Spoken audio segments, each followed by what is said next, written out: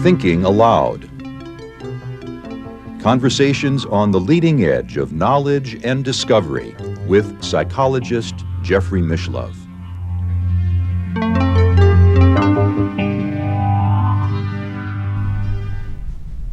Hello and welcome. I'm Jeffrey Mishlove.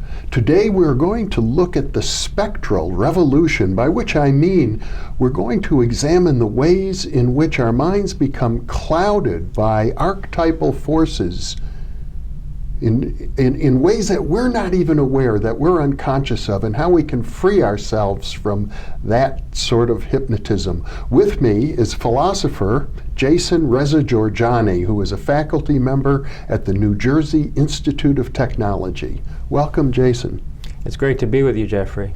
You're an expert in the philosophy of technology, and one of the points that you make is that global culture, Western culture in particular, is sort of mesmerized by the power of technology to such a degree that not only does technology of course improve our lives in many, many ways, but it also distorts our worldview, our vision of reality.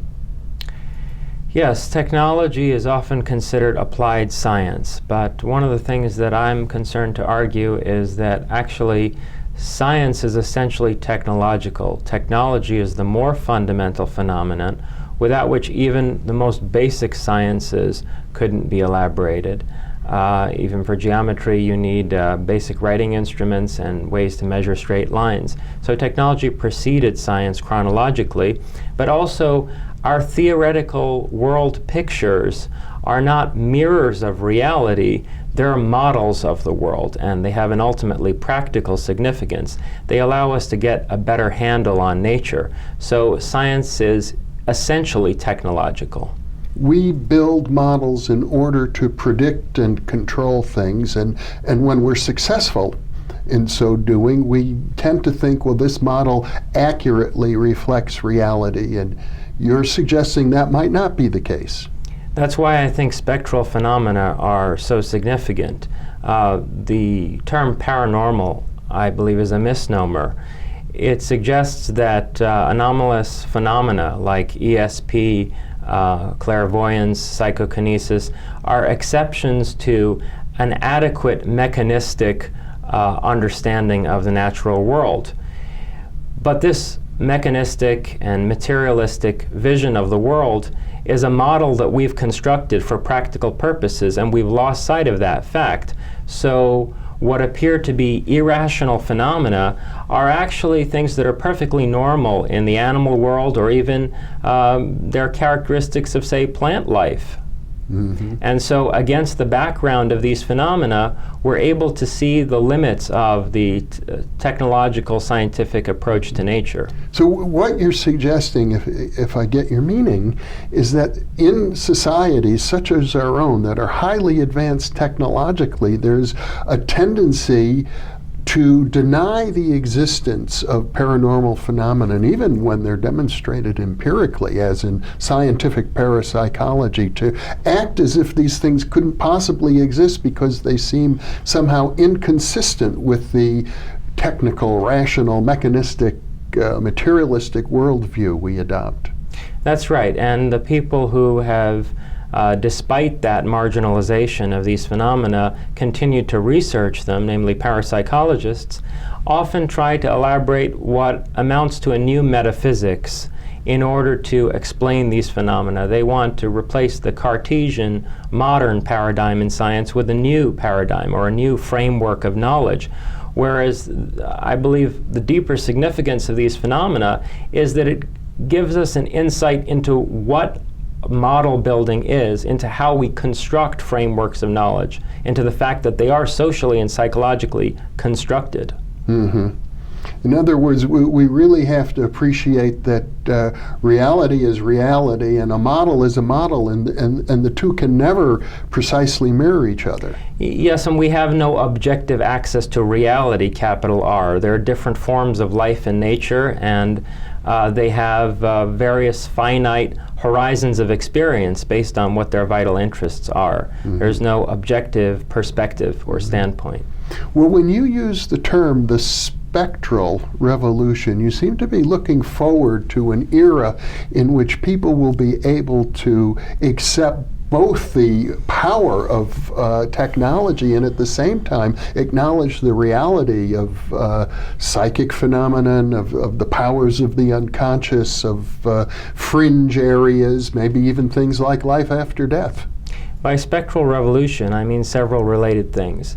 First, the word spectral has more than one connotation. It evokes the spectrum, like the light spectrum. So it's a confounding of binary oppositions like being and nothingness, life and death, mind and matter. And I think that what we've termed paranormal phenomena confound dichotomies in exactly that way. And spectral also suggests what is in the process of coming to be, that which is to come, rather than static being. So in that way it's evocative of nature as process, which is what is not captured by the net of our mechanistic worldview. And finally, by spectral, or specter, I mean to evoke two archetypes in particular, Prometheus and Atlas, two fraternal titans from Greek mythology, who I believe are the specters that are possessing us through the history of technological development and its transformation both of the natural world and of our own forms of embodiment. In a sense, you're saying that Prometheus and Atlas are archetypal energies that have possessed or mesmerized the human race. Technological science has deconstructed, really torn apart the traditional worlds of meaning of cultures all around the world.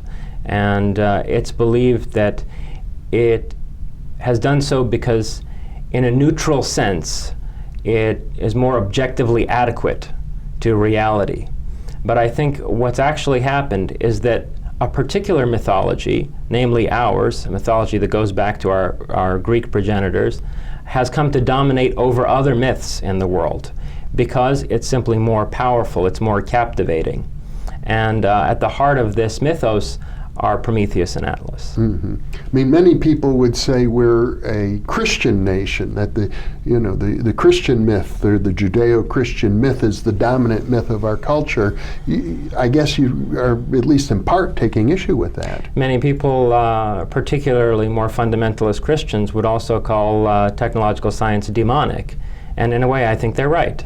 But I hear demonic in the Greek sense of daimonic, which meant not only, it meant actually to be moved by genius. The Latin translation of daemon is genius, where we get the word ingenuity from. So it has a positive side as well as a darker, menacing side.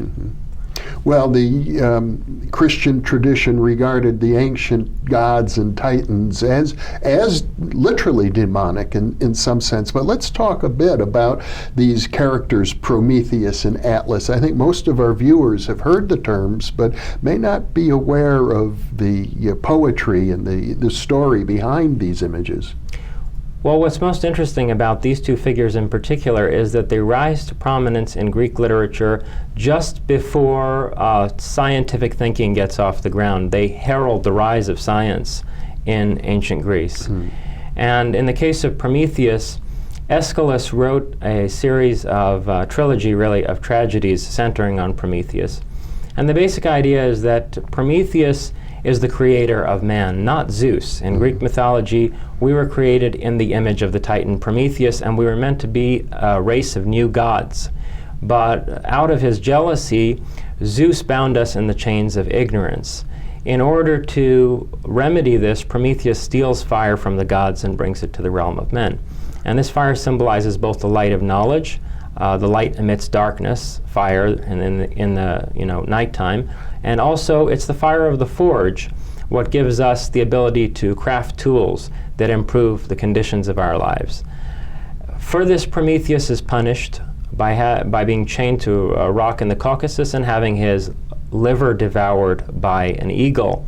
And the reason it's the liver is because in archaic Greek culture, the liver was used for fortune-telling or soothsaying, for seeing the future. The very name Prometheus means forethought, and it's related to the word mathos, the root of mathematics, mathmata or mathos, which means to always already know something about what you haven't studied yet. In other words, to come up with a formulaic mold to recast things in terms of. And that's essentially what technological science does. Insofar as Prometheus created man in his own image, this is also the archetype of genetic engineering, and that's the way it's taken up by Mary Shelley in Frankenstein, or the modern Prometheus. That being the subtitle of her famous novel, Frankenstein. Yes, and the most interesting aspect of the story, which is not well translated into the film adaptations, is that she really evokes the sense that the monster is a specter of the inventor himself. And he is a genius, he's a creative artist in a sense, but he's also someone possessed by the spirit of technological science. So the Promethean myth really involves the acquisition of various powers, technological powers, by humanity, and how this is threatening either to humanity itself or to the gods. That's right, and insofar as it's threatening to the gods, that's also the kernel of the Atlas myth. Atlas is the brother of Prometheus. We see his story unfold in Plato's Timaeus and Critias dialogues. In these dialogues, on the one hand, Plato sets forth his cosmology. He gives us the image of a demiurge or builder god who's a constructor of the cosmos. And on the other hand, he tells us a story about Atlantis, or the realm of Atlas. Somehow in these two dialogues, the image of the demiurge and that of King Atlas are conflated with one another, and I think it's deliberate. King Atlas is the brother of Prometheus, and he creates a civilization of hybrids, of heroes in a sense. People, the word hero comes from eros, people who are born of eros between gods and mortals. And so they rise to a godlike stature and have no need for the gods any longer. They develop a very advanced civilization on the earth. And Atlas also is used, of course, commonly in English to refer to models like star charts or geographical atlases of the world, even atlases of the human body. This is another connection between King Atlas and the demiurge or world constructor in Plato's dialogues.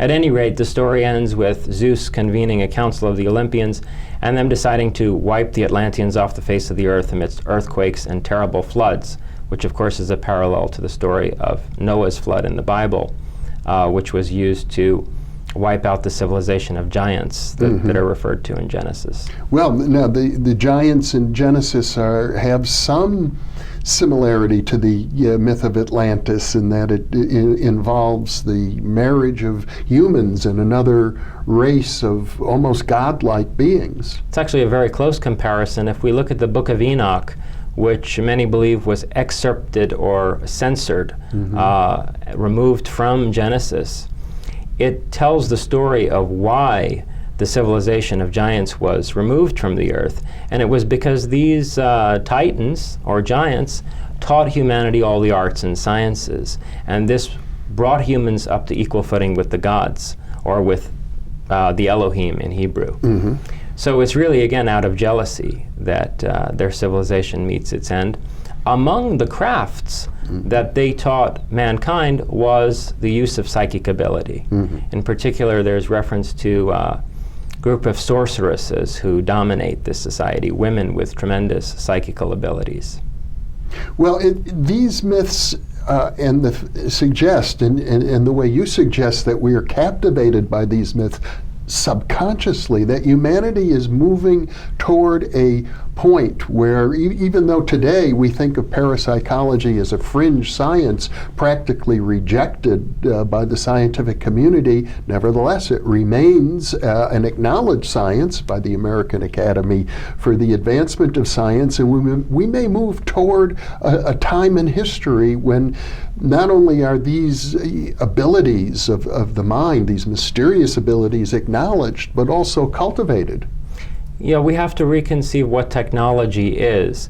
The Greek root of technology is the word techne, or techne, which also means craft in the sense of arts and crafts, and it has a broader connotation of technique, not just machinery that's used in order to manipulate the world, but techniques that one cultivates in order to have greater capacities of control over oneself and the world. So psychical ability is a form of technology in the Greek sense of technology. Once we realize that our mechanistic models of the world are just that, and that they're not mirrors to some objective reality, there's no reason why psychical abilities can't be developed as a form of technology. Well, many people are afraid of that, I think. Freud pointed out, for example, that most people, certainly in his era in the early 20th century, didn't even want to know the contents of their own subconscious minds, let alone have other people be aware of their lustful and aggressive thoughts, for example. There are many reasons that people fear and have feared in Western culture these powers. We've persecuted witches. The skeptics who rail against parapsychology talk about the rising tide of occultism and superstition. If we're to achieve a spectral revolution, we have to move beyond this somehow, and also beyond the tragic outcomes of the myth of Atlantis or the myth of Frankenstein. This is another reason why the spectral revolution, unlike, say, the Copernican revolution or the Darwinian revolution, has been resisted for so long. The data have been there for over 120 years. And yet, unconsciously, I think people have resisted coming face to face with the reality of these phenomena because they pose such fundamental challenges to the way society is organized. Who wants to live in a world where your neighbor can become a well-trained telepath and read your intentions better than your spouse, or where people can clairvoyantly view what you do in your most intimate moments inside your home, or where the patents of corporations are not secure from remote viewing, where the stock market could be predicted in advance by precognition. So there's a tremendous potential for social destabilization, even for the disintegration of society there. This is why, again, I think Prometheus and Atlas are so important. If we face that prospect of social disintegration, it's paramount that we find an ethos on the basis of which we can reconstruct society. That we haven't found that, I think, is one of the reasons why parapsychological research has not affected a revolution yet. We don't need to look to some arbitrary source to impose that ethos. It's the ethos of Prometheus and Atlas. It's the essential spirit of technological science that we can, for the first time, become conscious of, rather than be unconsciously dominated by. So what you're saying, many people would say, I don't want the kind of society that you have just described. It's better, even if unrealistic, to deny the existence of these phenomena and thereby suppress them than to have to contend with them. But you seem to be saying that no matter how much we resist, the Promethean myth will overcome that resistance. The question is, who is the we that has to contend with them? Atlas also represents the world colonizing force of technological science. There is a political dimension to technological science. It conquers all other cultures. That can be a negative thing, but it is also the potential for developing a cosmopolitan world society. So if we are going to have to reorganize society, economics, politics, we need to understand who the we there is. What is our ethos? What is our constitution as a people? And I think that's already implicit in the mythos that's been driving us for 2,500 years. We just need to become conscious of it. How is it implicit? Well, we are Prometheus and Atlas, but we have been them unconsciously. They have possessed us. And instead, we need to develop a free relationship to these potentially very constructive forces. Now, Prometheus and Atlas, as you point out, were both punished by the gods. Are we heading towards that kind of a destiny? Are we to become like the people of Atlantis, getting ahead of ourselves and causing our own destruction? Certainly there are many prophetic voices out there that suggest that's where we're headed.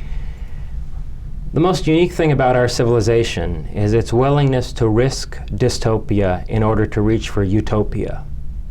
And I think that the prospect of dystopian disaster cannot cause us to abandon the aspiration for a better world, a new world, one that transcends all of the ignorance and petty violence of traditional cultures going back throughout history. Mm-hmm. Well, traditional cultures are often the ones that have been open to the paranormal,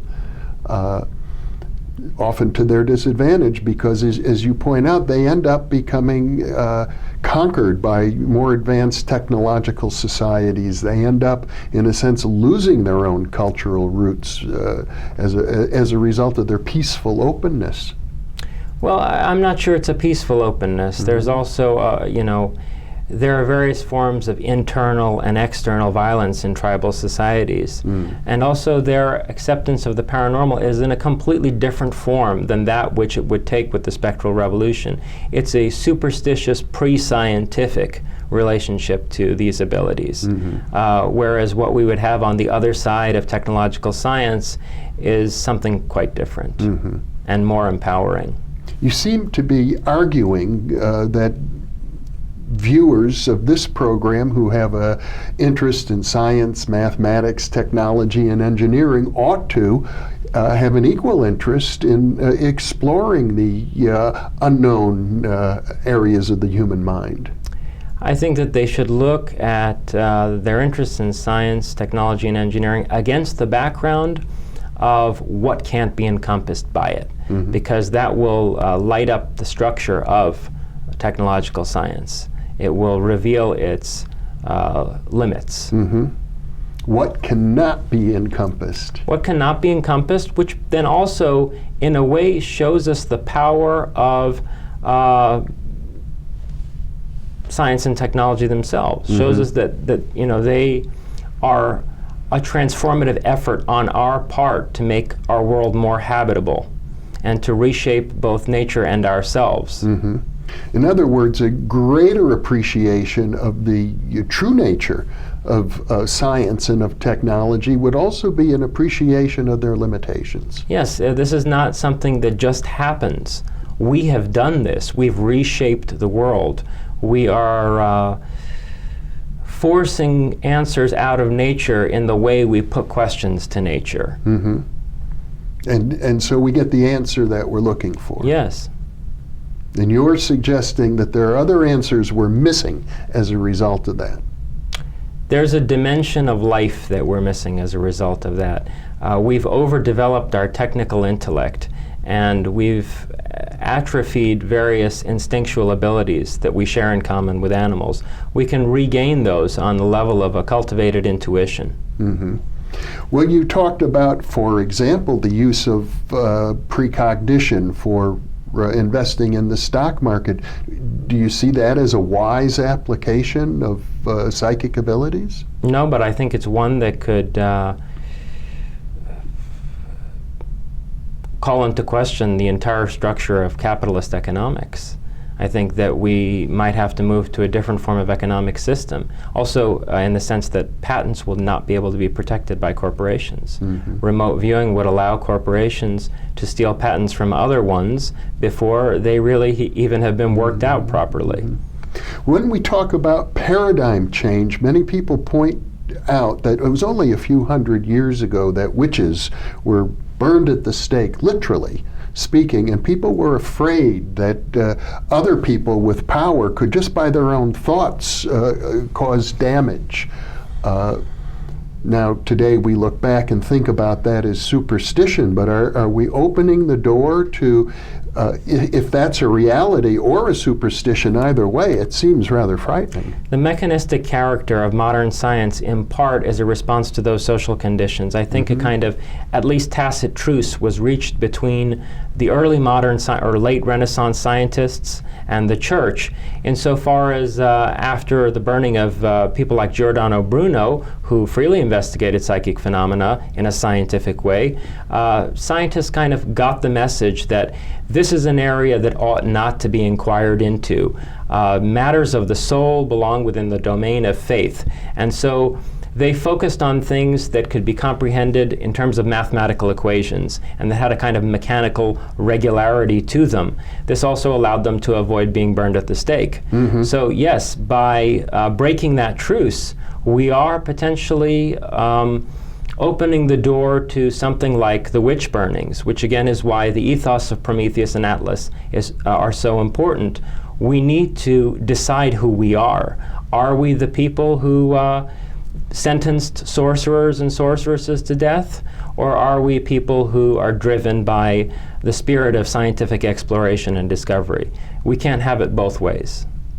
Jason Reza Jorjani, it's been a pleasure having this conversation with you. You have a very penetrating intellect, and you seem to be able to tease apart arguments that confound a lot of people, and at the same time do it with a vision of what I personally regard as potentially an extraordinarily positive future for humanity.